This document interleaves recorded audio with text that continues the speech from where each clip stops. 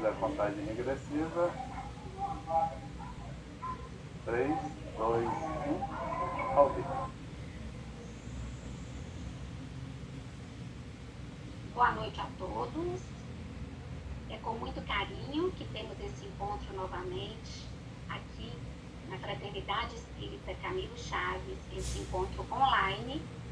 E logo, logo a diretoria já está, meus queridos amigos, já providenciando o nosso retorno presencial.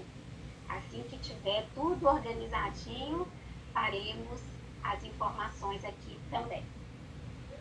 Hoje quem vai dar a palestra para a gente é o nosso companheiro Júlio.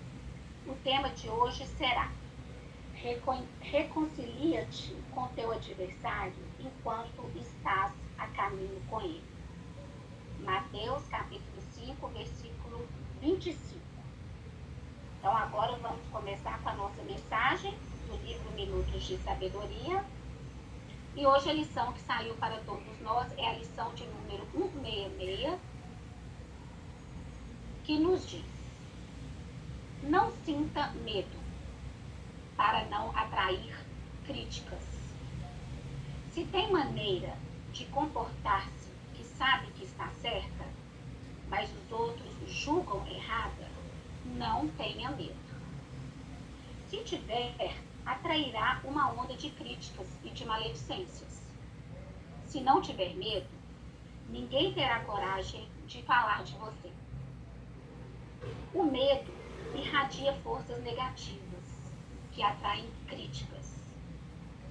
Se você não teme, paralisa a crítica nos outros, que se sentem tolhidos, se sentem dominados por sua força mental positiva. Então, nesse momento, vamos elevar os nossos pensamentos. Querido Mestre Jesus, espiritualidade amiga aqui presente, agradecemos por mais esta bela noite de quarta-feira, pela lua que está serenando para que o nosso descanso físico logo mais seja reparador, seja construtivo. Agradecemos, Senhor, a água que bebemos, a comida que comemos, o alimento espiritual, o nosso corpo, que nesse momento nos guia e nos coloca dentro de uma reencarnação tão especial nesse aqui e agora. Agradecemos pela existência da Fraternidade Espírita Camilo Chaves, assim como a existência de todos os pontos de luzes que brilham ali, colocando o seu Evangelho para a prática assim elaborar. Pai nosso que estais nos céus, santificado seja o vosso nome. Venha a nós o vosso reino. Seja feita a vossa vontade, assim na terra como no céu. O pão nosso de cada dia nos dai hoje. Perdoai as nossas ofensas, Senhor, assim como nós perdoamos a quem nos tem ofendido. E não nos deixeis cair em tentação, mas livrai-nos de todo o mal. Que assim seja. Agora nós vamos chamar nosso querido Júlio. Ei, Júlio, boa noite. Boa noite, Francis. Boa noite, amigos. A Fraternidade Espírita Camilo Chaves agradece com muito carinho a sua presença aqui conosco mais uma vez. Você, como sempre, na dedicação e colocando seu trabalho em prática. Para quem chegou agora, os nossos queridos amigos, o Júlio hoje ele vai falar um tema muito interessante, que é reconcilia-te com o teu adversário enquanto estás a caminho com ele. Mateus capítulo 5, versículo 25. E nesse momento agora é com você, meu amigo. Fica com Deus, muita luz te iluminando aí, tá? Obrigado, Francis. Muito obrigado. Bem, amigos, Jesus nos inspire, nos ilumine para um tema, sempre um tema relevante, o tema que trata do Evangelho à luz da doutrina espírita. esse tema é bastante oportuno para a nossa caminhada terrena, para que nós aqui possamos estabelecer aquela dinâmica amorosa na pauta da caridade com aqueles que ombreiam conosco na caminhada terrena. O nosso tema, a reconciliação com os adversários enquanto estamos a caminho, é um tema importante, relevante. Allan Kardec estudou o assunto e nós vamos encontrar pontos importantes na análise de Kardec no capítulo 10 do Evangelho segundo o Espiritismo, bem-aventurados os que são misericordiosos, particularmente a partir do item 5, no item 5 e no item 6 desse capítulo 10. Esse capítulo 10 representa aquela sequência dos capítulos que tratam da tônica moral da doutrina espírita.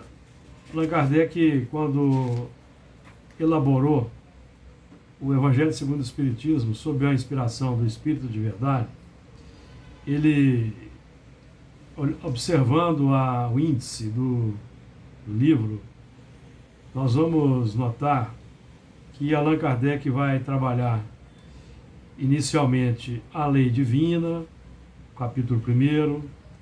No capítulo 2º, Kardec trata do mundo espiritual, meu reino não é deste mundo. O capítulo 3 trabalha a criação universal, há muitas moradas na casa de meu pai. O capítulo 4 nos informa sobre o sistema de evolução pelo qual o espírito se aperfeiçoa na encarnação, que é exatamente o mecanismo das vidas sucessivas, da pluralidade das existências ou a reencarnação, no capítulo 4. E a partir do capítulo 4, Allan Kardec, então, trabalha os valores morais de relevância, porque são os valores morais que Jesus nos instrui, dos quais Jesus nos instrui, particularmente no capítulo 5, 6 e 7 de Mateus. Nós já conhecemos bem como sendo os capítulos que trazem aquele momento sublime em que Jesus sobe ao monte, exalta as virtudes no poema das bem-aventuranças e desce depois para naquele contato social conosco, porque aí nós, de alguma maneira, estamos inseridos nesse contexto e nesse contato social, no corpo a corpo positivo. Ele então vai decodificar para nós como nós vamos alcançar aquelas virtudes exaltadas no capítulo 5, versículos 3 a 12, sendo que nós costumamos dizer isso e os amigos nos perdoem a repetição. Nos versículos de 3 a 9, nós encontramos as bem-aventuranças principais e de 3 a 10 as bem-aventuranças principais, e na sequência nós vamos encontrar aquelas condições naturais da perseguição, que são a reação, que representam a reação tanto do nosso mundo interior se contrapondo à prática dessas virtudes, quanto daqueles que conosco convivem no plano físico, de maneira consciente ou inconsciente. aqueles que se encontram nas buscas plenamente materiais no campo da existência, eles vão representar determinados contrapontos para o nosso teste pessoal, testemunho pessoal, e representarão para nós o laboratório dos corações perante os quais nós devemos exemplificar o ensinamento que nós já conquistamos, pelo menos intelectualmente, ao aderirmos à doutrina espírita. Então, o capítulo 10 do Evangelho segundo o Espiritismo, particularmente titulado Bem-aventurados os misericordiosos, nesse capítulo, que trata exatamente da misericórdia, que nós devemos praticar perante uns e outros, Allan Kardec então trabalha esse tema da reconciliação com os adversários. O versículo 25, que é o tema do nosso estudo, ele está inserido num conjunto de alguns versículos e desses versículos nós vamos destacar 4. E eu vou ler para os irmãos, porque nós vamos tecer comentários segundo aquela proposta do trabalho miudinho que nós aqui aprendemos com o nosso companheiro já desencarnado Honório Onofre de Abreu, quando dos seus incansáveis trabalhos na Seara Espírita de Belo Horizonte e de todo o estado, sediado no Grupo Espírita Emmanuel. Então, Mateus capítulo 5, versículos 23 a 26. Portanto, se trouxeres a tua oferta ao altar, e aí te lembrares de que teu irmão tem alguma coisa contra ti, deixa ali diante do altar a tua oferta e vai reconciliar-te primeiro com o teu irmão. Depois vem e apresenta a tua oferta. Concilia-te depressa com teu adversário, enquanto estás no caminho com ele, para que não aconteça que o adversário te entregue ao juiz, e o juiz te entregue ao oficial, e te encerrem na prisão. Em verdade te digo, que de maneira nenhuma sairás dali, enquanto não pagares o último cêntimo. Muito bem.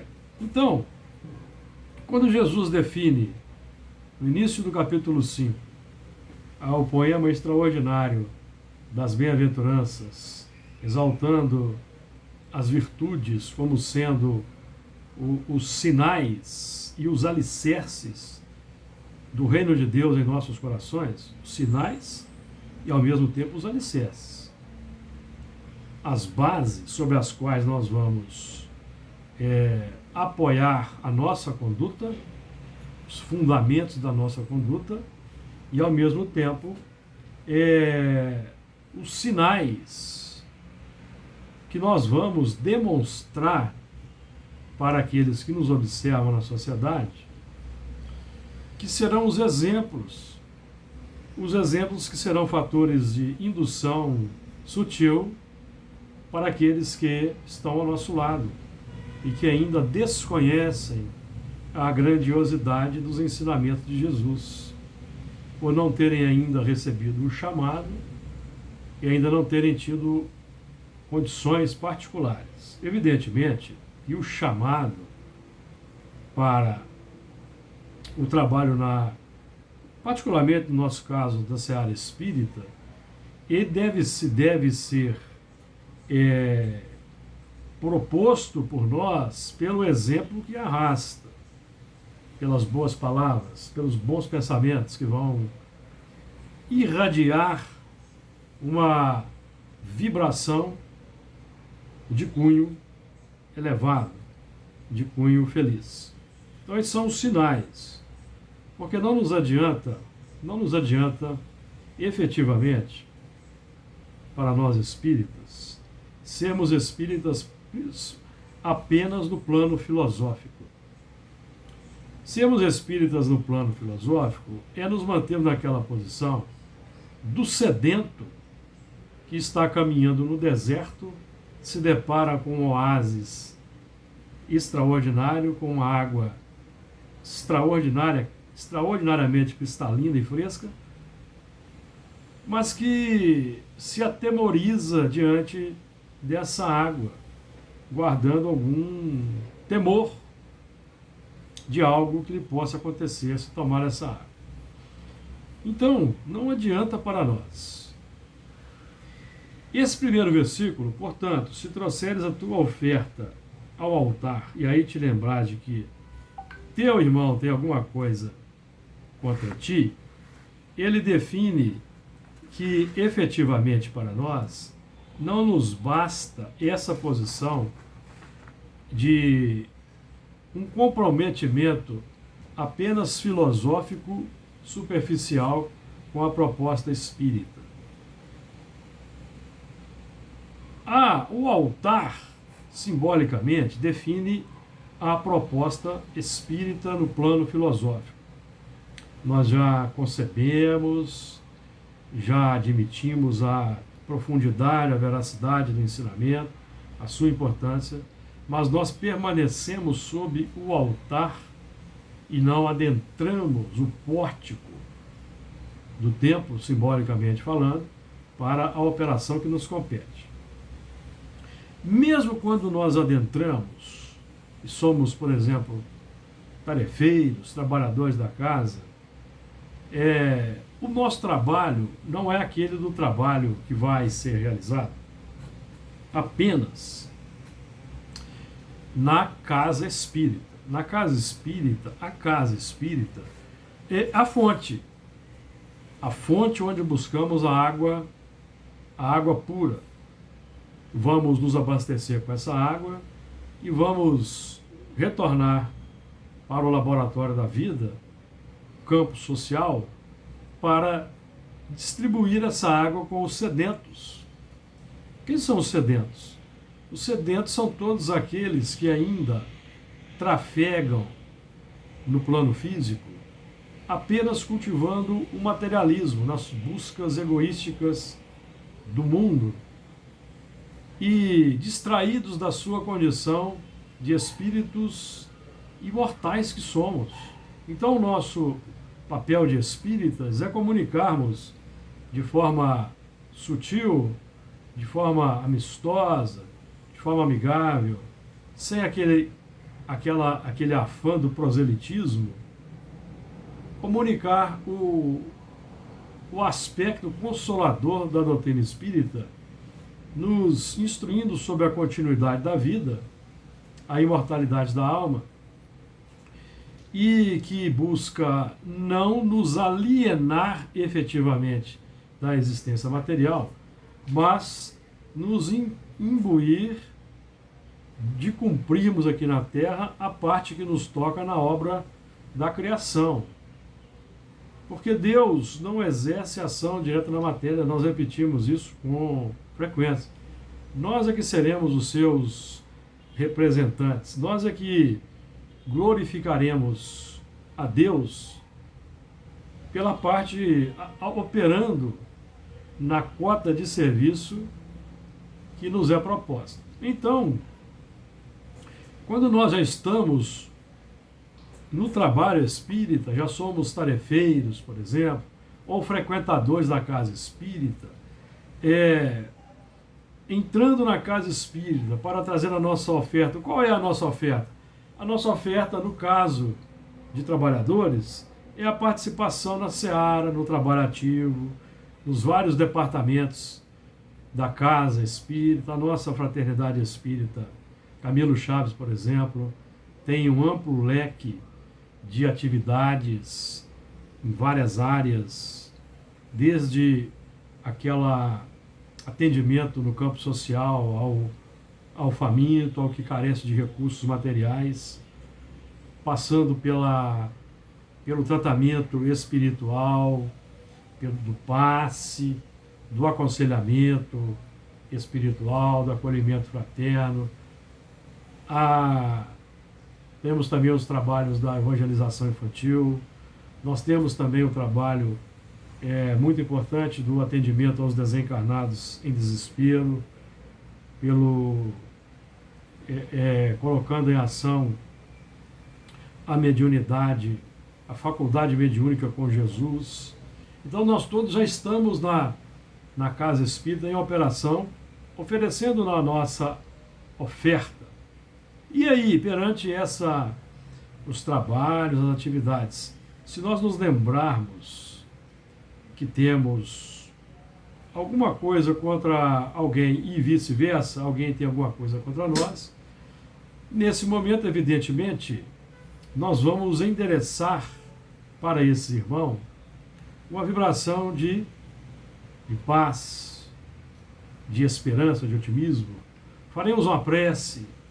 A prece é uma ferramenta extraordinária, que é um outro ponto para o qual a doutrina espírita nos chama a atenção, que é o cultivo da oração, não de uma forma mística, alienante, em que nós vamos orar 24 horas do dia. Não. O nosso trabalho é aquele de buscarmos a comunhão com a espiritualidade amiga e, consequentemente, com Jesus. Pela manhã, ao despertarmos, e no nosso dia a dia, durante o dia, nós vamos trabalhar e agir no campo, na esfera da oração natural.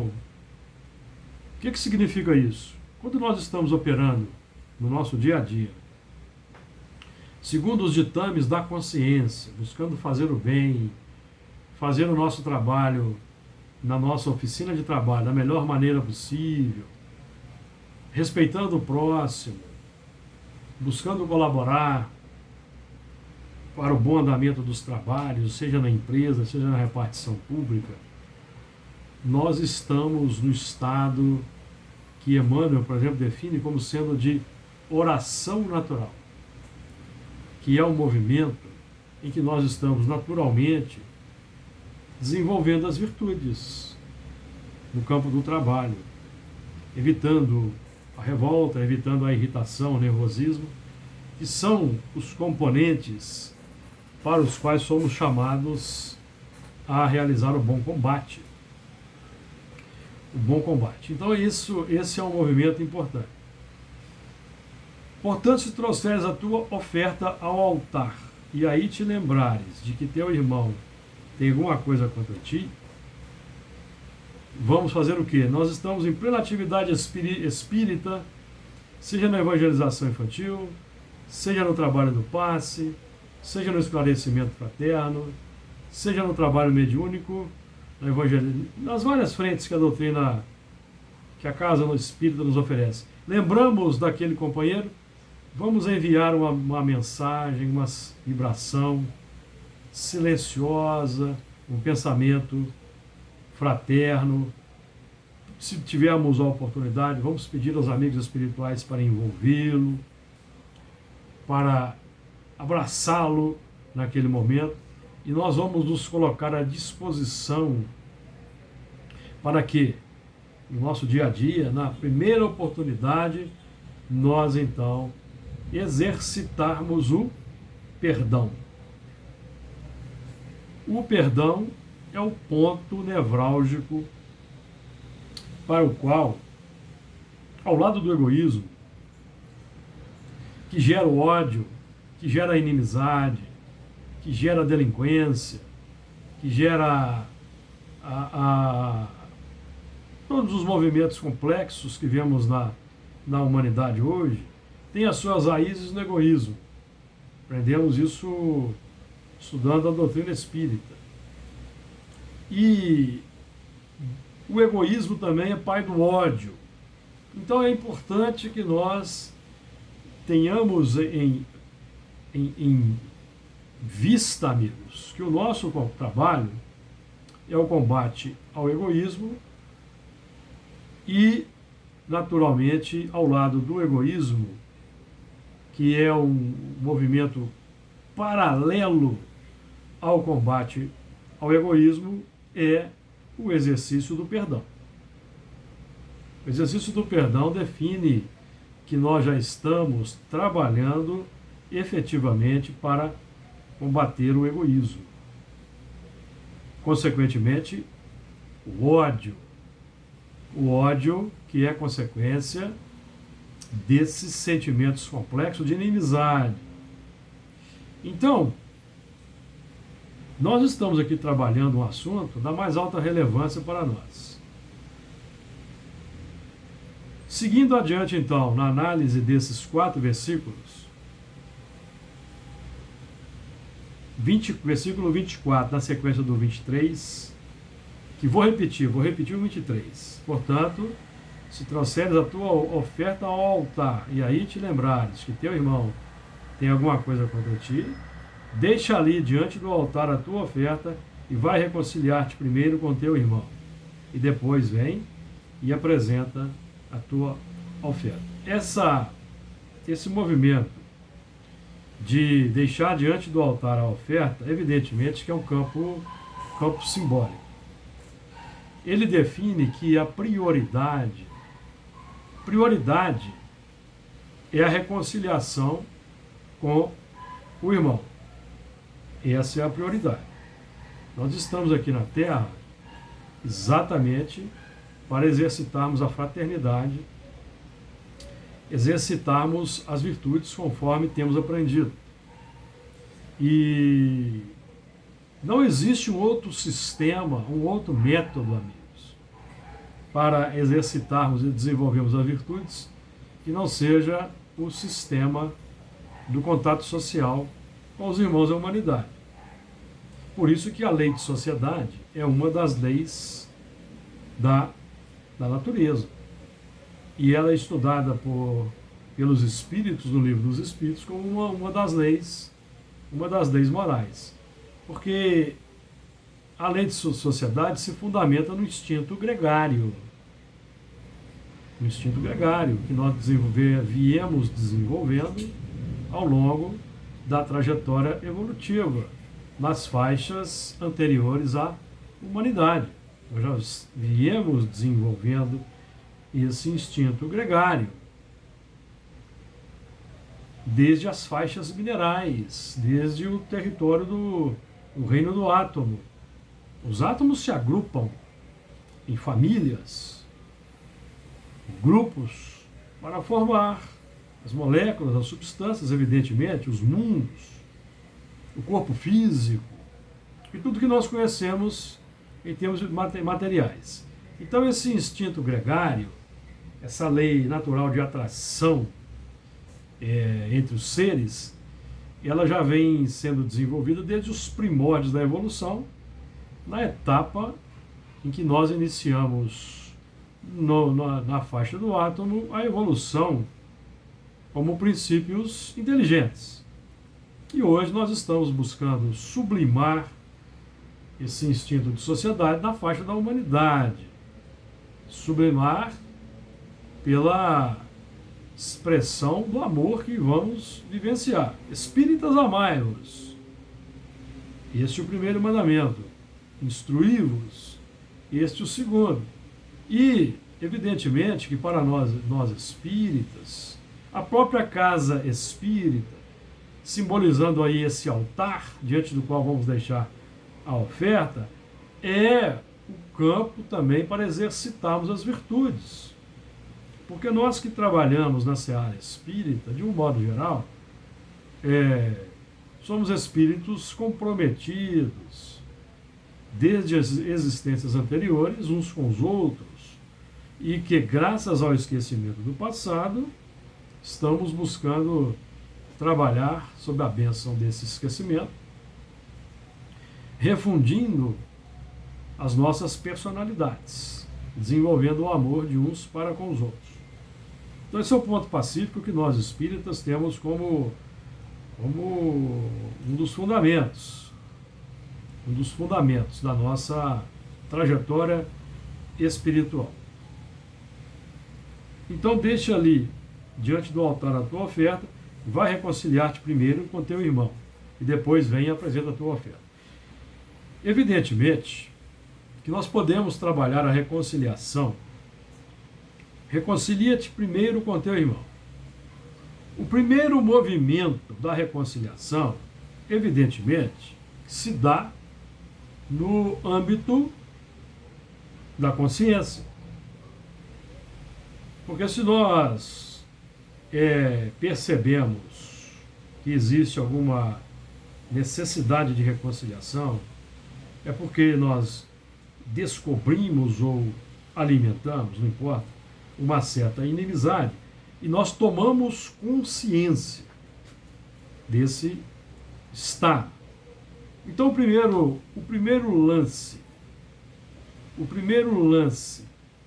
da reconciliação se dá portas adentro do coração de cada um de nós, que é o momento da consciência da dificuldade, da consciência.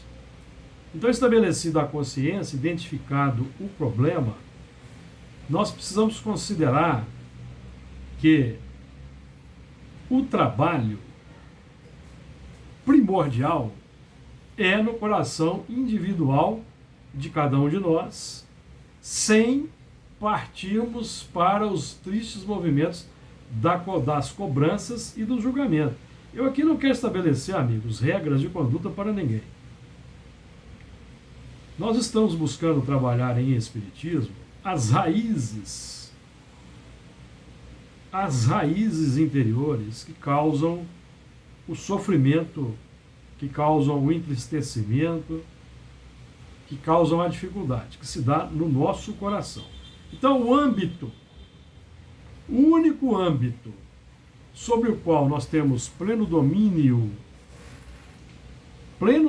é o nosso próprio coração, a nossa própria mente. Nós não temos pleno domínio sobre o que vigora no coração dos nossos irmãos. Então, o trabalho primordial é dentro do nosso coração, desarmar o espírito para com essas pessoas que nós consideramos como sendo os adversários. Porque muitas vezes, amigo, o problema é nosso. Muitas vezes, na maioria das vezes, aquele que nós consideramos adversário, ele não tem culpa do processo. Ele está no seu estágio de evolução, elaborando a sua evolução. Então a cobrança não faz parte da nossa alçada. A nossa alçada de trabalhadores espíritas é o de oferecer a outra face. O oferecer a outra face que envolve oferecer as oportunidades de trabalho e de reconciliação. É estarmos predispostos à reconciliação quando ela nos for solicitada. Não criarmos barreiras à solicitação da reconciliação. A nossa atividade individual de cada um de nós, em espiritismo, falando para espíritas, se dá no âmbito do amai-vos e do instruí-vos.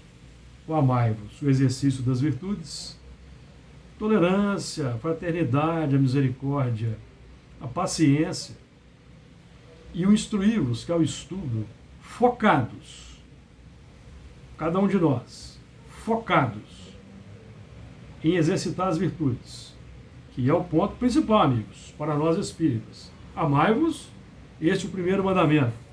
Instruí-vos, este é o segundo. O amai-vos engloba, repetindo. Me perdoem a repetição, amigos, mas nós não conhecemos outro processo de uma aprendizagem, de uma sedimentação mais profunda dos argumentos e conteúdos espíritas que não seja na tônica da repetição. Então,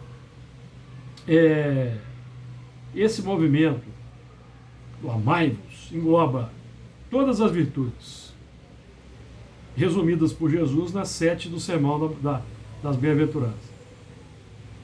E quem é que se beneficia exercitando virtudes? Aquele que exercita as virtudes. Então, quando alguém acende um fósforo, quem se beneficia primeiro da luz é quem acende. Então, quem se beneficia é aquele que ama. E o amor vai ser irradiado, evidentemente, por tabela, para todos que estão em volta. Vai ser irradiado pela linguagem silenciosa da vibração, como a bela expressão de Emmanuel. Então o que nos importa é a vibração. Emitirmos uma boa vibração, uma vibração amistosa, pacificadora, de base. Certo, amigos? Porque... E pedir o perdão, que é o mais importante. Se houver aquela possibilidade, da nossa parte, reconhecendo que nós prejudicamos alguém, que nós causamos algum dissabor, da nossa parte, o movimento imediato é o do perdão. Se não é possível pedir o perdão, o movimento consequente é do pensamento que pede o perdão. Nós podemos exercitar da seguinte maneira: não é possível pedir perdão para um amigo no curto prazo, nós podemos orar, pedir para os protetores espirituais daquele irmão o envolverem com os bons pensamentos, boas virtudes, que eles inspirem ao amigo o perdão, já preparando o terreno para futuramente pedirmos perdão. E se vamos partir então para o movimento infeliz da parte daquele para o qual pedimos perdão. Vamos supor que nós temos a oportunidade de pedir perdão, com sinceridade, mas a pessoa não perdoa. O problema já não é nosso mais. O problema é de quem não perdoa. Quem não perdoa tem uma dificuldade no seu coração, que precisa trabalhar. Tem ali um enquistamento egoístico de amor próprio. Então, amigos, vamos desmistificar o assunto. Se nós fizemos o mal, cometemos algum erro, o que é natural na nossa caminhada, no mundo físico complexo, todos nós erramos, todos nós vamos errar. A doutrina espírita é consoladora. Não é a doutrina do olho por olho e do dente por dente, não. A doutrina espírita é a doutrina da consolação. Se nós cometemos o erro, pedimos o perdão com sinceridade e a pessoa não perdoou, o problema já não é nosso mais, é de quem não perdoa. Para ela, nós fomos um instrumento da justiça que se apresentou de forma dura para que ela tivesse aquela experiência impactante, repercutindo o passado em que ela também agiu daquela forma. Então, se nós conseguirmos pedir o perdão, reconhecemos o erro, nós saneamos o nosso coração, e o nosso trabalho perante aquele que não perdoa é passar a emitir as boas vibrações, os bons pensamentos, orar e nos colocar desarmados, com os corações abertos, para que quando surja a oportunidade, fazemos o bem para essa pessoa e essa pessoa, então, esse irmão, acabar perdoando. Então é nessa dimensão que nós devemos trabalhar o assunto. É o trabalho do autoconhecimento, o trabalho do espírita é o trabalho silencioso da transformação moral, portas adentro do seu coração, onde ele sabe quais são as suas intenções, ele e os bons espíritos, consequentemente Deus. Então nós estamos no contato social amplo na sociedade hoje, um contato social que ele é ampliado pelas redes sociais, exercitando a nossa capacidade de interação à distância, como estamos fazendo agora, no espaço virtual, e estreitando laços de amizade de uns para com os outros. E cada um de nós tem a oportunidade de, perante as imperfeições de uns e de outros, nós exercitarmos as virtudes e assim operarmos a nossa transformação moral. Amigos, se nós estivermos focados no trabalho operante do amor, da caridade, seja na casa espírita, seja no ambiente da sociedade, e focados no estudo, nós não teremos tempo a perder com as imperfeições do próximo. As imperfeições do próximo são da alçada do próximo. Repito, para com o próximo que ainda não compreendemos, que ainda representa uma dificuldade na nossa vida, vamos aproveitar para exercitar a qualidade nobre que for possível. Paciência, tolerância. Certo, amigos? Então vamos lá que o versículo é muito rico de ensejo para que nós trabalhemos o assunto. O trecho, e cada versículo em particular. Continuando então, versículo 25. Concilia-te depressa com teu adversário, enquanto estás no caminho com ele, para que não aconteça que o adversário te entregue ao juiz, e o juiz te entregue ao oficial, e te encerrem na prisão. Conciliar significa fazer as pazes, harmonizar, pacificar. E a virtude é uma das virtudes mais importantes do Sermão da Montanha, exaltada por Jesus, talvez a mais importante, porque ela é a última na sequência de 7 sobre a qual falei com vocês, é a dos pacificadores.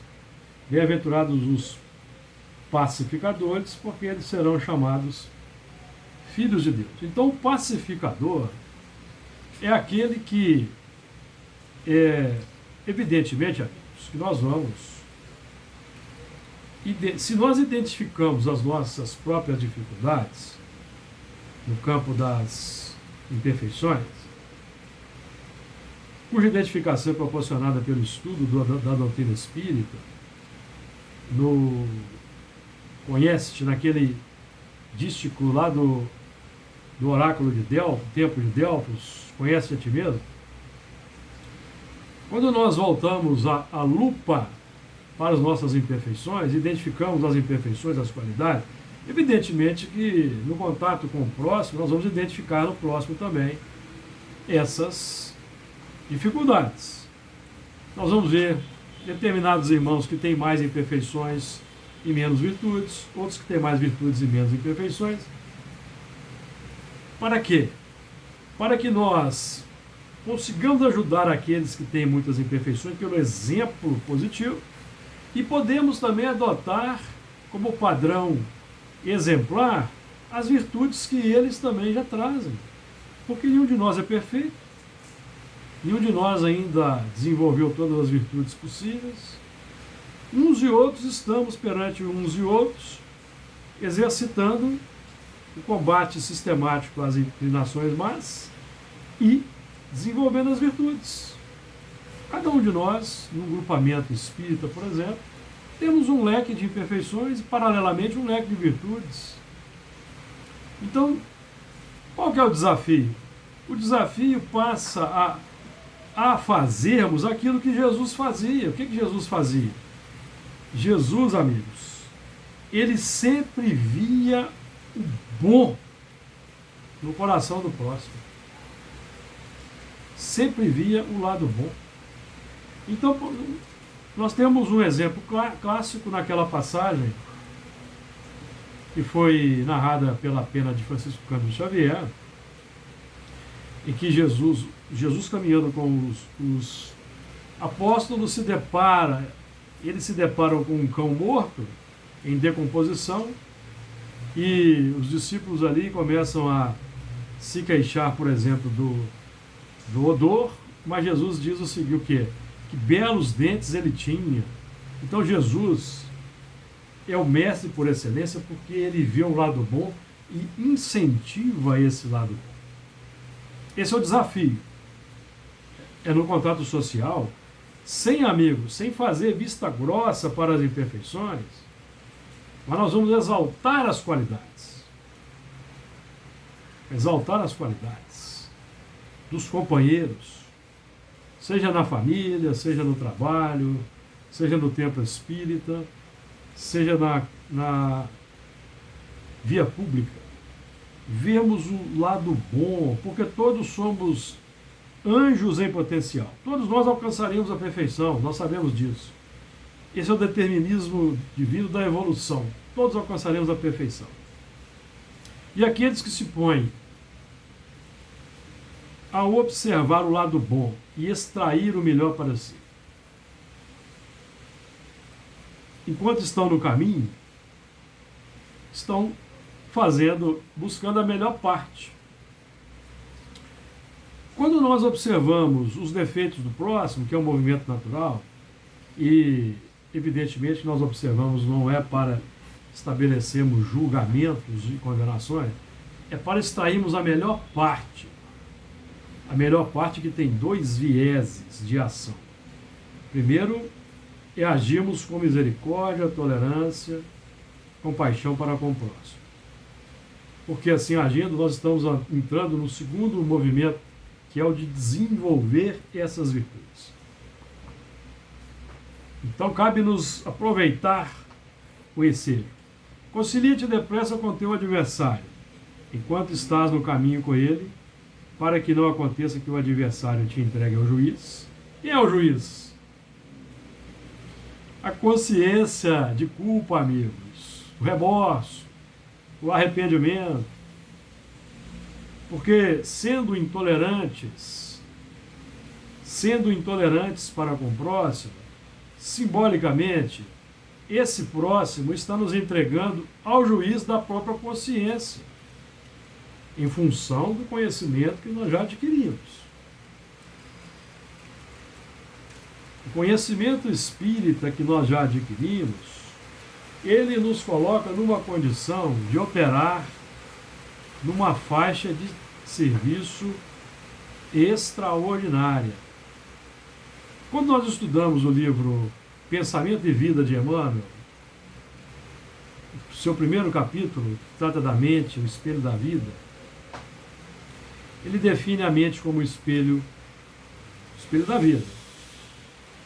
E o espelho, amigos, o espelho comum, ele realiza dois movimentos. Ele capta a imagem e reflete. Na fração de segundo, capta e reflete. Assim também a nossa mente. A nossa mente também capta e reflete. Quando nós visualizamos determinada pessoa ou circunstância, aquela imagem entra na nossa consciência, no fulcro mental, no centro de ondulação da nossa mente, e emite um reflexo, que é como nós reagimos perante aquela imagem. Pode ser uma pessoa, pode ser uma circunstância. Então Emmanuel define que a nossa mente, essa capacidade aí de reflexão, ela representa uma pequena faixa, veja bem, é uma pequena faixa de operação, é o campo consciente, onde nós agimos, que é o momento agora. O momento agora. Então Emmanuel vai dizer assim: confinados em que nos encontramos entre a animalidade, que é o nosso passado milenar das existências anteriores, que trazemos toda uma gama de imperfeições, de instintos, paixões e também de virtudes. Confinados que nos encontramos entre a animalidade e a angelitude, que é o nosso futuro, cujo protótipo é Jesus, o modelo e guia, ele vai dizer assim: definimos a mente como sendo a faixa de serviço em que o conhecimento adquirido nos permite operar. Então a nossa mente, o campo de consciência, hoje, o agora, define uma faixa de serviço em que o conhecimento adquirido, qual o conhecimento que nós adquirimos? Doutrina espírita. Então ela nos permite operar numa faixa da mais alta expressão no campo da sociedade. É na faixa, amigos, em que Jesus é modelo e guia, em que nós vamos procurar expressar os seus exemplos, de acordo com a nossa capacidade de entendimento de Jesus, de acordo com a nossa capacidade de exemplificação, cada um na sua faixa de evolução. E é por isso que nós vamos ter, nesse esforço por nos exercitarmos nesse campo, nós vamos ter dificuldades em função do passado, que representa o adversário. Quem é o adversário que vai nos entregar ao juiz? Nós podemos até achar que o adversário é o próximo que representa dificuldade para nós, mas não é o próximo. O adversário é o homem velho, o eu do passado, de quem nós herdamos a nossa personalidade hoje. Graças ao esquecimento do passado, nós trazemos de forma intuitiva ou não, ou de forma natural, e se expressam de forma espontânea, as nossas capacidades do passado. Não importa nós sabemos quem fomos ou o que fizemos. Embora isso faça parte do conhecimento espírita, isso faça parte do trabalho de autoconhecimento, o momento de nós conhecermos quem fomos vai chegar. Pode chegar na encarnação, na reencarnação, através de sonhos, trabalhos mediúnicos. Isso acontece, amigos. Nós temos exemplos aí na literatura espírita. Mas certamente no mundo espiritual vai acontecer. Então, o que importa? Importa que o que trazemos como impulsos, tendências, falam da nossa condição passada. E esse é o adversário que vai entregar ao juiz. Nós falamos aqui do juiz que pode ser o da consciência, mas o juiz também, amigos, pode ser o conjunto das circunstâncias, das situações complexas que enfrentamos na vida, as barreiras naturais que nós enfrentamos para determinadas conquistas, as limitações da experiência física, sejam elas biológicas, congênitas, sejam elas financeiras, econômicas, sejam elas familiares, representam simbolicamente o juiz que está nos oferecendo a oportunidade de reformulação. Então, para que não aconteça, auxilia-te depressa com teu adversário, enquanto estás no caminho com ele, para que não aconteça que o adversário te entregue ao juiz, e o juiz te entregue ao oficial, e te encerre na prisão. A prisão, exatamente, simbolicamente falando, a reencarnação em que nós aqui estamos no envoltório corporal, esquecidos do que fomos, do que fizemos, mas com as tendências, buscando sanear o campo mental, o campo do coração, e todo esse conjunto que se apresenta para nós como sendo as adversidades, os adversários, as dificuldades, representam as oportunidades que temos para a nossa transformação moral.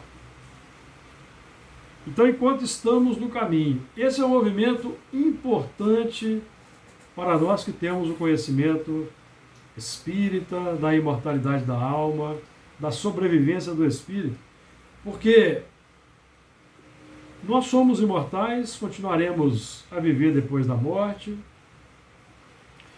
e os nossos adversários também. Se nós não perdoarmos e os companheiros partirem para o mundo espiritual com uma carga de ódio, eles poderão nos perseguir. E aqui eu vou dar a palavra para Allan Kardec, nesse capítulo 10 citado, no item 6. Na prática do perdão, como em geral na do bem, não há somente um efeito moral, há também um efeito material. A morte, como sabemos, não nos livra dos nossos inimigos. Os espíritos vingativos perseguem muitas vezes, com seu ódio no além-túmulo, aqueles contra os quais guardam rancor. Importa, consequentemente, do ponto de vista da tranquilidade futura, que cada um repare, quanto antes, os agravos que haja causado ao seu próximo, que perdoe aos seus inimigos, a fim de que, antes que a morte lhe chegue, esteja apagado qualquer motivo de dissensão, toda a causa fundada de ulterior animosidade. Por essa forma, de um inimigo encarniçado, neste mundo se pode fazer um amigo no outro. Pelo menos o que assim procede, põe de lado o bom direito e Deus não consente que aquele que perdoou sofra qualquer vingança.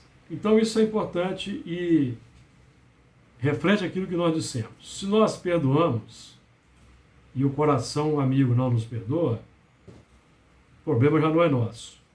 Deus não consente que aquele que perdoou sofra qualquer vingança. Então, amigos, que Jesus nos ampare, nos inspire, nos fortaleça, que a nossa meta na seara espírita, na seara abençoada, em que o Espiritismo nos posiciona, seja da vivência do bem, da busca por amar ao próximo, por não cultivarmos inimizades, estarmos com os corações desarmados perante uns e outros, e assim caminharmos com serenidade para a libertação de quem? Do adversário interior. Nosso eu, o egoísmo, o orgulho, a vaidade, que geram o ódio, consequentemente, os tristes movimentos de inimizade. Que Jesus nos abençoe. Eu devolvo a palavra para nossa irmã Francis.